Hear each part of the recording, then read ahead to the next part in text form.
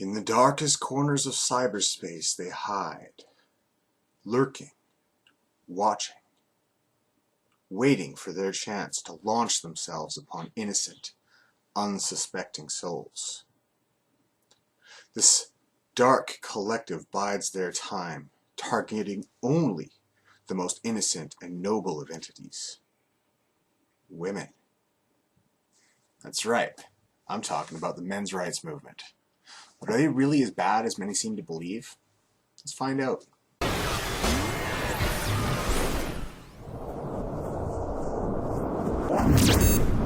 So first off, I don't identify as an MRA.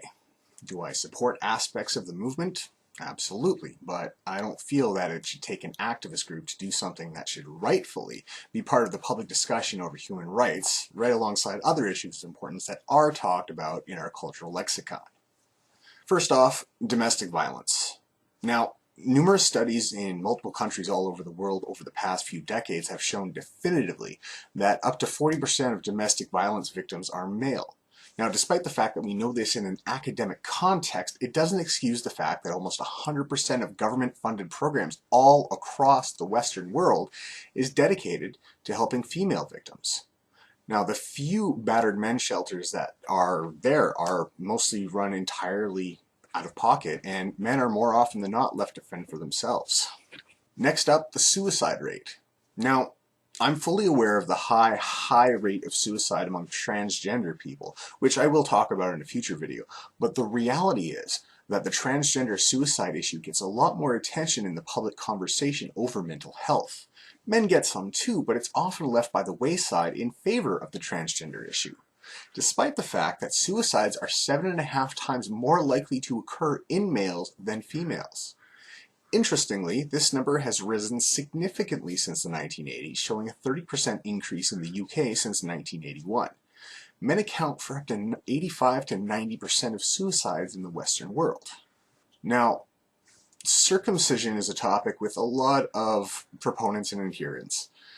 But the reality is that in the vast majority of cases of infant circumcision, it's an entirely cosmetic procedure with little in the way of medical application. We don't preemptively remove people's appendixes or tonsils. We wait until there's a need for it. So while in some cases it may be medically necessary, in most cases it's simply not. Not to mention the complications that often arise later in life, such as keratinization, which is the callousing of the membrane around the glands of the penis. This causes sexual discomfort, a loss of sensitivity, and really the argument ends there. It's a bit of a no-brainer, really. Let the men decide whether or not they want it done when they're old enough. Another issue is that of child custody. And sure, you can repeat the idea of the deadbeat dad, and I am certain they actually exist, but it seems almost too easy to insist that a father is incapable of caring for his children on his own. The overwhelming majority of child custody cases end with the mother receiving full custody, and in some cases, if the man objects, he's threatened with arrest. In others, he's actually arrested for demanding to see his children during his court-ordered visitation time if the mother decides, for one reason or another, that she'd prefer to keep the kids. Now, it's a lazy argument to suggest that this is because men don't care for their children as much as the women do, or that they're less capable. This might be anecdotal, but I'm personally aware of several men who have spent tens, if not hundreds of thousands of dollars in courts just for the right to shared custody, only to lose. Despite the fact that he's got a good career, and in some cases the mother's a drug addict, unemployed, and in other cases they're just simply spiteful. In education, we see much the same. Men are flunking out at an alarming rate, and almost all the public conversation is about supporting women in education, despite the fact that women outnumber men in higher education and often earn better marks. And this isn't even touching on all the issues, of which there are many more, including prison rape, reproductive rights, health, longevity, others. I could keep going on, but I wanted to specifically address many of the main criticisms of MRAs now. Now, while I have no doubt that there are some out there who are legitimately misogynist, as I've personally interacted with some online, the reality is that the vast majority are not. In fact, most identify as egalitarian humanists, and some are even feminists, and there's plenty of women supporting the movement. Furthermore, groups such as the Return of Kings are often labeled as MRAs, when both the Return of Kings and MRAs have gone on record untold times saying that they want nothing to do with each other. Roosh V, the founder of the Return of Kings, has clarified this stance so often that he's starting to sound like a broken record. It's also a common misconception that Menonists are MRAs. They're not. Menonism is a joke. No, I mean like a literal joke. They don't do any serious activism, they make jokes. They're a satire, a parody, a mirror to be placed against radical feminism that, well, all too many people mistake for being a serious thing. The point is, even if a small percentage of MRAs are misogynists, what does that truly matter in the face of the issues that they're talking about? Oh, but they don't talk about the issues. All MRAs do is attack feminists. There's only one case that I'm aware of in which an MRA has attacked a feminist, and even that's up for debate. A few years ago, a student at Queen's University claimed to have been attacked by an MRA and posted a picture of her face after the apparent attack. Now, this might be true, but the response from the MRA community included offering a reward for information leading to the identity of the attacker. A 5-figure reward, which I'm told is still sitting in an account waiting to be collected. Now, if anyone is aware of other such attacks, please let me know in the comments and I'll link to them. And sure, it's true that sometimes MRAs do show up at feminist events such as slut walks, but they do little more than sit off to one side with placards, talking to anyone who's willing to engage with them. Sometimes the arguments get heated, but I've yet to see any violence or actual illegal actions from them at these events. On the other hand, whenever MRAs get together to talk about issues or try to fundraise or raise awareness of men's issues in general, they're often met with harsh and sometimes violent protest, such as the Warren Farrell talk at the University of Toronto, where Farrell had planned to talk about male suicide. The student union of the U of T endorsed the feminist protest, in which the doors were blocked and even innocent bystanders were accused of being rapists simply for wanting to hear the man speak. Now, this was spurred by an out-of-context quote from a 3-decade-old interview in Penthouse magazine concerning the mindset of a date rapist. Events organized by the Canadian Association for Equality were equally under assault, resulting in feminist protesters storming the halls, blocking doors, and even pulling fire alarms. When trying to set up a men's issues awareness group at Ryerson University, it was prevented by feminist groups spreading the narrative that even to discuss men's issues would attract legitimate misogynists, and it was shut down using that argument.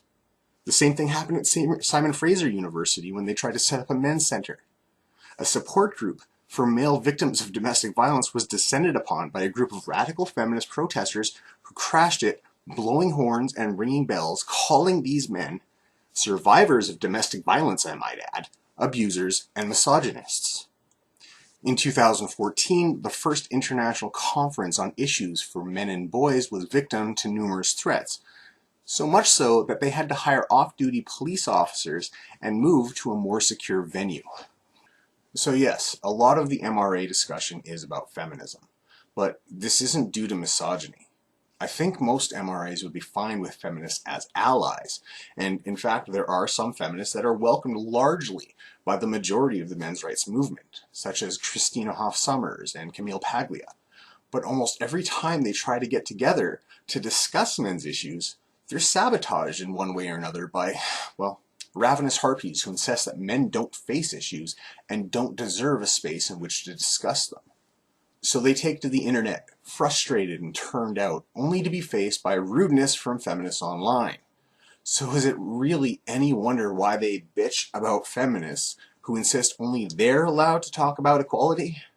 Despite the fact that many feminists don't object to men being able to talk about their issues, they often insist that the issues must be discussed within a feminist framework, the same framework who insists that their issues don't matter.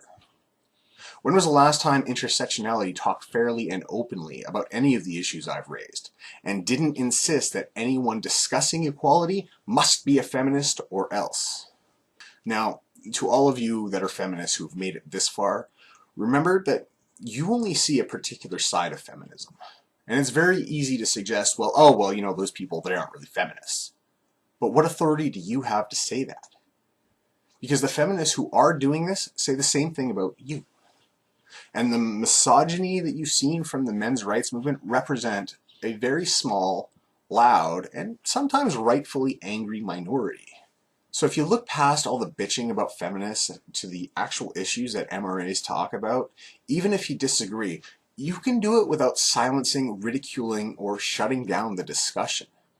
The reality is that you might have a male feminist friend or two who insists that MRAs are full of shit, but you have to keep in mind that even he's likely to only have borne witness to the bad end of the movement, and there are just as many female MRAs, percentage-wise I would imagine, as there are male feminists.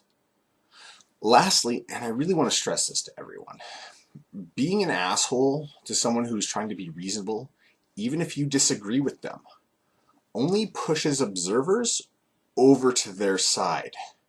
So if you really want the men's rights movement to end, it needs to be allowed to join the public conversation. If issues affecting both genders are talked about fairly and openly, using the facts and not looked at through the lens of ideology, there's no need for the movement because everyone will be able to join the conversation. I think everybody needs to keep in mind that the ruling classes have kept in power by ensuring that the lower classes are too busy fighting each other than paying attention to their activities. And there's a 20th century trend of feminism and social justice causes being funded largely by people who are in these ruling classes, and it continues today. So on that note, please comment, like the video, and drop me a sub, and we'll talk again soon.